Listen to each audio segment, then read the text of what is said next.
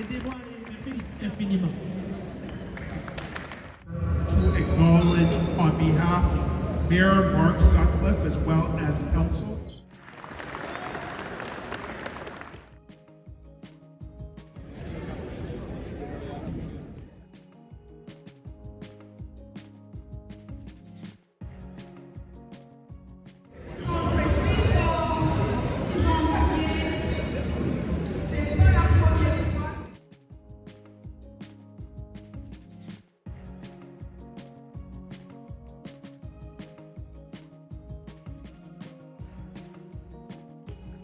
Aujourd'hui pour le tournoi de Assa en mémoire des athlètes et des artistes qui ont péri dans le génocide contre les Tutsis du Rwanda 1994.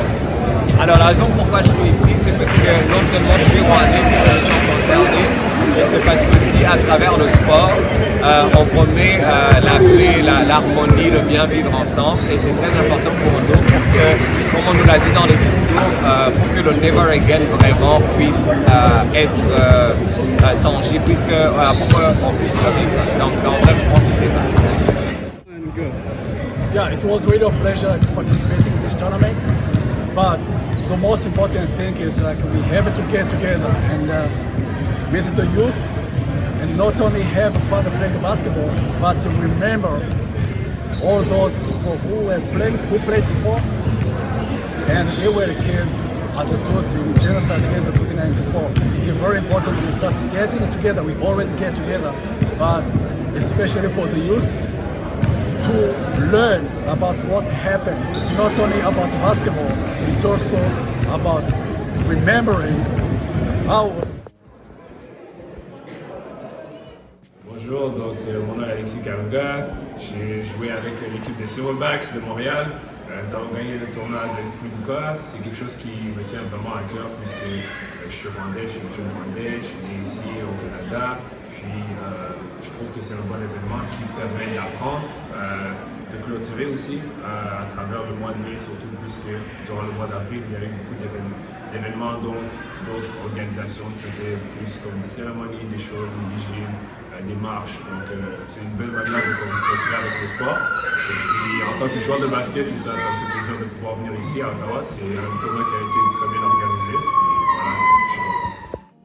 Nitwa Denise Mutoni, ni secrétaire général de l'association ASA. ASA ni association socio-sportive amitié, ni association y'abanyarwanda batuye Ottawa Gatineau baharanira guteza siporo imbere hagati ya generation zitandukanye abato n'abakuru. Uyu munsi rero twakoze igikorwa dukora buri mwaka cyo kwibuka abari abahanzi, abakinnyi n'abakundaga siporo bishwe muri jenoside yakorewe abatutsi mu Rwanda. Ni igikorwa cyahuje abantu barenga 300, cyatangiye weekend ishize ubwo twakinaga ikipe yacu na ikipe ya Police d'Ottawa ku buryo twanabatsinze, bakaba nabo bari mu gukora icyo gikorwa cyo kwibuka. Uyu munsi rero twagize amakipe atandukanye, harimo ikipe y'Abarundi Urunani, harimo ikipe y'Abakamerune Ottawa Challengers, hakaba ikipe yacu ASA New Stars, hakaba ikipe ya Montreal Silverbacks ari nayo itwaye igikombe. Twe twabaye twakinnye twatsinze igikombe cya kabiri. Hakinnye n'abana mu gitondo, abana b'Abanyarwanda bakina n'Abarundi. Abarundi batwaye igikombe, twicaye turaganira ku bahanzi, tubavuga amazina, tukaganira ku baririmbyi, tubavuga amazina, tuganira ku byiza twabayemo, tuganira mu kwibuka jenoside uko yishwe bazira akarengane. Ndanezerewe cyane ngewe kubera ko iki gikorwa cyitabiriwe n'abantu benshi, tukaba ari mu rwego rwo kwibuka. Niba tubaganira aha ngaha n'undi aragenda ababwira abandi, gutyo abacu bazigera bibagirana. Murakoze. Merci. Alors, je suis le président de Ottawa Basketball Challenger, mon nom est Alain Millon. C'est avec un grand plaisir, c'est notre deuxième participation, c'est avec un grand plaisir que nous assistons à cet événement sportif. Et il faut dire aussi que ça a un timbre historique qui est relativement douloureux, parce que ce n'est pas seulement la commémoration d'une situation qui s'est passée au Rwanda, c'est l'héritage historique de l'Afrique. Donc c'est d'abord pour cette conscience historique que nous sommes là. Et c'est l'occasion pour nous de repenser nos relations, l'occasion pour nous de repenser nos peuples parce que nous formons un. Donc c'est vraiment par amour et c'est accessoirement que nous venons pour le sport. Donc vraiment cette semaine, depuis 2 années que nous participons là-dedans, nous apportons beaucoup de réflexion sur notre conscience en tant qu'Africains, en tant que Noirs. Et je pense que des événements comme ceux-ci nous permettent vraiment de partager ce moment et d'être en fraternité. Je m'appelle Albert Kayumba, président de l'association socio-sportive Amitié. Nous venons de réaliser la 3e édition de notre tournoi de basketball, mais aussi de volleyball à Kwibuka. C'est un tournoi que nous avons organisé la première fois en 2019. Et cette année, ce tournoi coïncide avec la commémoration, 31e commémoration du génocide perpétré contre les Tutsis du Rwanda. Et nous rappelons spécifiquement des artistes, des sportifs, mais aussi toutes les personnes qui étaient impliquées au niveau des sports et de la culture au Rwanda avant le génocide. Donc ces personnes ont été tuées parce qu'ils étaient des Tutsis. Donc nous organisons ce tournoi en mémoire de toutes ces personnes qui contribuaient dans notre communauté. Nous venons de terminer donc ce tournoi. Il y a eu plusieurs équipes qui ont participé. Je peux commencer par l'équipe des policiers d'Ottawa que nous avons rencontré. Notre équipe New Stars a joué un match intéressant. C'était un match intéressant plutôt samedi le 11 mai dernier. Et notre équipe a gagné. Donc nous sommes fiers de nos jeunes qui ont gagné contre cette équipe des policiers d'Ottawa. Et samedi le 18 mai, nous avons eu un match de volleyball. Donc nos amis qui habitent à Montréal, la ville de Québec, mais aussi à Ottawa et Gatineau, se sont rencontrés au Collège La Cité. Écoute, personnellement, ça faisait longtemps que j'avais vu un beau match de volleyball. Donc on a assisté à un beau match. Et ce matin, on avait des jeunes de la communauté rwandaise qui ont joué contre les jeunes de la communauté burundaise. On veut vraiment s'assurer que les jeunes aussi participent. Non seulement ils font partie du tournoi, mais aussi de l'organisation du tournoi. Donc nous sommes qu'un début. Et nous avons eu 4 équipes qui ont participé au tournoi aussi, des équipes de basketball. Notre équipe New Stars, Urunani, une équipe de la communauté burundaise. Silver Bats, qui est une équipe de la communauté rwandaise de Montréal. Et Orawa Basketball Challengers, qui est une équipe de la communauté camerounaise. Et nous sommes fiers donc d'avoir réalisé ce tournoi.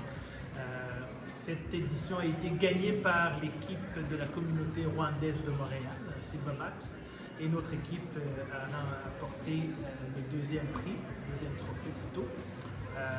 Donc on a vraiment apprécié des matchs.